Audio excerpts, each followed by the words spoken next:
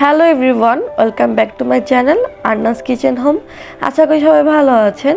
আজকে এই রেসিপিতে আমি আপনাদেরকে তৈরি করে দেখাবো প্যানকেকের এই রেসিপিতে খুব সহজে আপনারা কিভাবে ঘরে বসে পারফেক্ট এবং সফটলি কেক বানাতে পারবেন, সেই রেসিপি আজকে আপনাদের সাথে শেয়ার করব। তো চলুন দেখে নেই।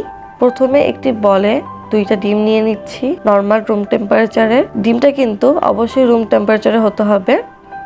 ডিমটা দেওয়ার পর 2 কাপ চিনি দিয়ে দিলাম। চিনিটা কিন্তু পুরোটা দেওয়া যাবে না, অল্প অল্প করে দিতে হবে 2 বার।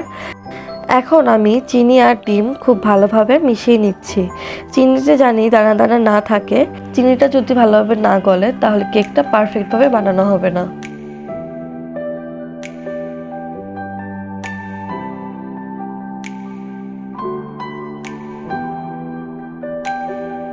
এখন তেল দিয়ে দিচ্ছি 1/2 টেবিল স্পুন 4 বার করে। তারপর দিয়ে দিচ্ছি 1 teaspoon vanilla essence. Vanilla essence দিলে এতে করে ডিমের গন্ধটা চলে যায়। এখন এর মধ্যে দিয়ে দিচ্ছি গরুর দুধ। দুধটা কিন্তু জাল করে রাখতে হবে। তারপর ঠান্ডা করে ডিম আর চিনির মিশ্রণে দিয়ে দিতে হবে। তারপর সবগুলো মিক্স করে নিচ্ছি। এখন একটা চালনিতে 2 কাপ ময়দা দিয়ে দিচ্ছি। তারপর বেকিং পাউডার দিয়ে দিচ্ছি 1/2 টেবিল স্পুন একটু উঁচু করে। তারপর দিয়ে দিচ্ছি 1/4 কাপ গুঁড়ো দুধ। এটা অপশনাল, না দিলেও পারবেন, বাট গুঁড়ো দুধটা দিলে প্যানকেকটা আরো মজা লাগে। সামান্য লবণ, তারপর চেলে নিচ্ছি। চেলে নেওয়া হয়ে গেলে সবগুলো মিশিয়ে নেব।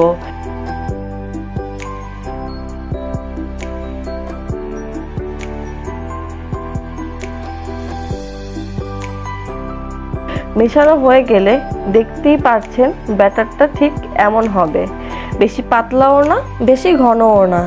এখন একটি ফ্রাই প্যান চুলায় বসিয়ে দিচ্ছি। চুলার আঁচটা মিডিয়াম লো হিটে হতে হবে। তারপর একটা মেজারমেন্ট কাপে ব্যাটারটা উঠিয়ে নিচ্ছি। আপনারা চাইলে যে কোনো গোল চামচ দিয়েও করতে পারবেন। তারপর একটা ঢাকনা দিয়ে ঢেকে দিব। তারপর একটা সাইড 1 মিনিট ভেজে নিব।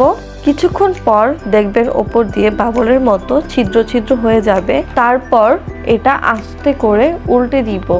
দেখুন এই সাইডটা কি সুন্দর কালার এসেছে। তারপর ওপর সাইডটাও 1 মিনিট ভেজে নিতে হবে। একইভাবে সবগুলো বানিয়ে নিচ্ছি।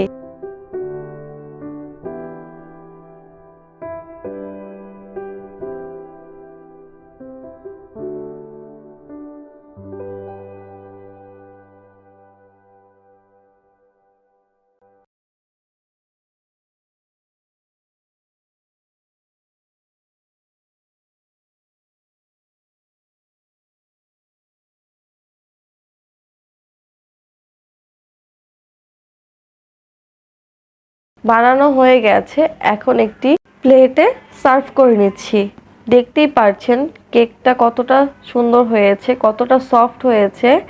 যদি আজকের আমার রেসিপিটি ভালো লেগে থাকে তাহলে প্লিজ সাবস্ক্রাইব মাই চ্যানেল। আজকে বিদায় নিচ্ছি। আল্লাহ হাফেজ।